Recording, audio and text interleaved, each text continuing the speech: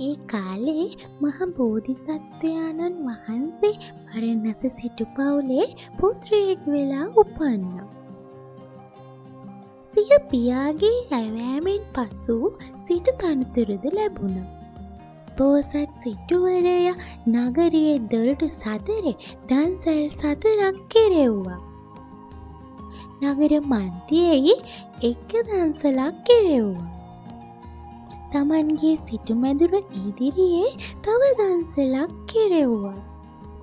මේ විදිහට දන්සැල් 6ක් කරවා මහා දන් දෙන්න පටන් ගත්තා. දවසක් උදෑසන ආහාර වේලාවේදී බෝධිසත්වයන්ට නා රසයෙන් යුක්ත මధుර රසැති බොජුනක් රැගෙන ආවා. ඒ අවස්ථාවේදී දවසක් නිරෝධ සමාපත්තියේ සිටි එක්තරා පසේ බුදුරජාණන් වහන්සේ නමක් පරණැස සිටුතුමාගේ සිටු මාලිගය ඉදිරියට වැඩම කළා. බෝධිසත්වයෝ උන්වහන්සේව දැකලා ආසනයෙන් නැගිට ආදර ගෞරව දක්වා දාසයා දෙස බැලුවා.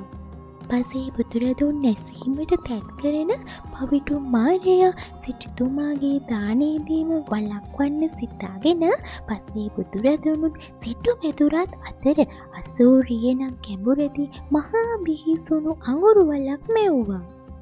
අවීචි මහා නිරය වගේ උඩට ගිනි දැල් විහිදෙමින් තද රතු පාට කිහිරි අඟුරු පෙනෙන්නට වුණා.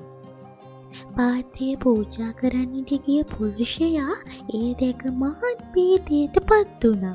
හැරිලා දුවගෙන ආවා. දාසයා හැරිලා ආ කාරණාව සිටුතුමා දැනගත්තා. තමන්ගේ දානීය දීම වැළැක්වීමට පවිටු මාරයා කරපු වැඩක් යයි සිතා සිටුවරයා ගෙයින් එළියට ආවා. ඉන්පසු සිටුතුමා දැඩි අධිෂ්ඨානයකින් යුක්තව දානය පූජා කරන්න කල්පනා කළා. ඉන්පසු තමන්ගේ ජීවිතය පිළිබඳ නොසිතූ සිටුවරයා ගිනි අඟුරු වලට පැන්නා.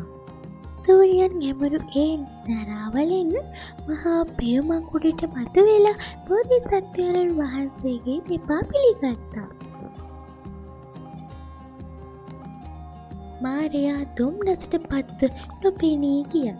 ඒ පියුම් කෙමිය මත සිට පසේ බුදුන් අතට පාත්‍රය පූජා කළා. පසේ බුදුරජාණන් වහන්සේ වලාගැම බැඳින් පියසට වැඩියා.